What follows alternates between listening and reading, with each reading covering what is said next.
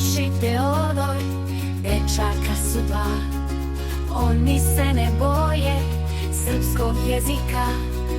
Teo piše, čita, Akoš crta, peva. Na času srpskog jezika nijedan ne zeva. Hej, hej, hej, da, da, da, znanje je trofej, a ne dosada.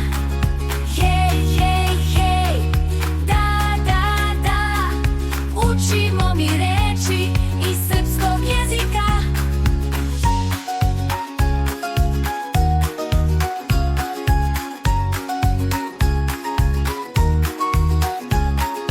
Akoš i Teodor, dečaka su dva. Oni se ne boje srpskog jezika.